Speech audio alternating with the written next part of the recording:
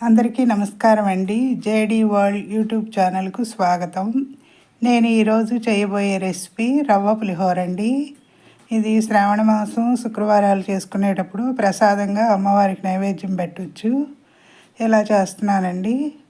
ముందుగా స్టవ్ వెలిగించి 2 గ్లాసుల వాటర్ పోసుకున్నాను. 1 గ్లాసు రవ్వకి. ఈ రవ్వని పట్టించుకోవటానికి ముందు బియ్యం కడిగి ఎండబెట్టి రవ్వ పట్టించానండి. ముందుగా 1 గ్లాసు రవ్వకి చేయటానికి 2 గ్లాసులు వాటర్ పోసాను. ఇప్పుడు ఈ మరిగేటప్పుడు కొంచెం ఆయిల్ వేస్తే రవ్వ అంటుకోకుండా ఉంటుందండి.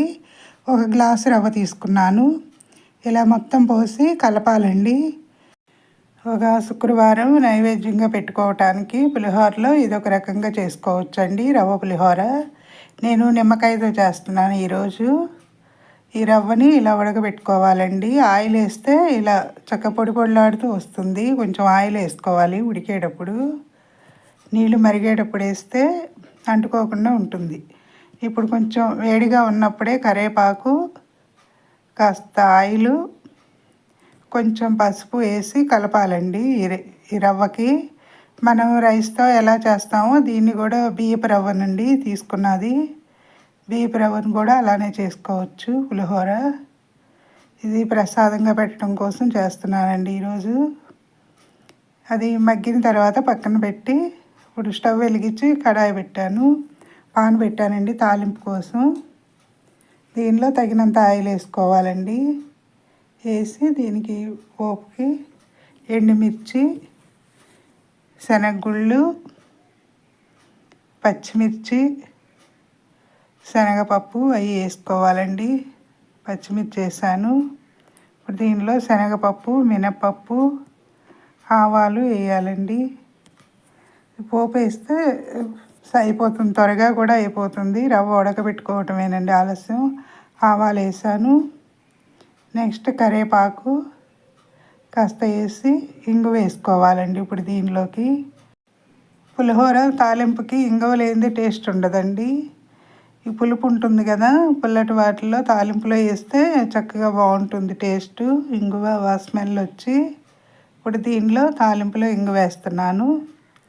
1 పావు స్పూన్ దగ్గరికి, అంటే మనం తీసుకునే దాన్ని బట్టండి. తాలింపులో వేస్తే ఫ్లేవర్ బాగుంటుంది ఇంగువకి. ఇప్పుడు కొంచెం చిటికెడు పసుపు కూడా వేయాలండి. పులిహోర కలర్ ఉంటుంది, హెల్త్కి కూడా చాలా మంచిది. సబ్స్క్రైబర్స్ పెరగటం లేదండి, సబ్స్క్రైబ్ చేయండి. మరిన్ని వీడియోస్ చేస్తాను.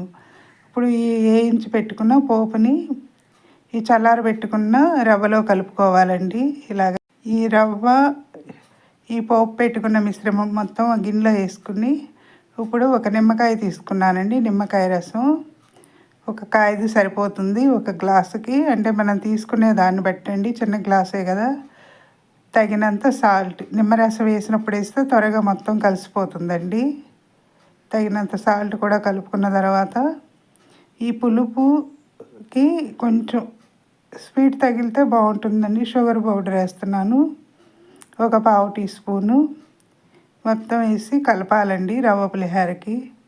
ఇప్పుడు వచ్చేది శ్రావణ మాసం కదండి. ఈరోజు నుంచి రోజు అమ్మవారికి ఏదో ఒక నైవేద్యం పెట్టుకుంటారు కదా, దానికని ఇదొక వెరైటీగా ఉంటుందని చెప్పి చేస్తున్నాను. ఈరోజు నేను నిమ్మకాయతో చేశానండి రవ్వ పులిహోర. చాలా బాగుంటుందండి. స్నాక్స్గా తినొచ్చు, బ్రేక్ఫాస్ట్గా కూడా చేసుకోవచ్చు అండి. కాకపోతే ప్రసాదాల కోసం అని చెప్పి ఈరోజు చేశాను నేను. అయిపోయిందండి. నేను చేసే వీడియోస్ ఎలా ఉన్నాయో మీరు కూడా చేసి కామెంట్స్లో పెట్టండి. మరిన్ని వీడియోస్ చేస్తాను. శ్రావణ మాసం స్పెషల్ ప్రసాదం రవ్వ పులిహోర అయిపోయిందండి. నచ్చితే లైక్ చేయండి, షేర్ చేయండి, సబ్స్క్రైబ్ చేయండి. మీ లక్ష్మీ కుమారి.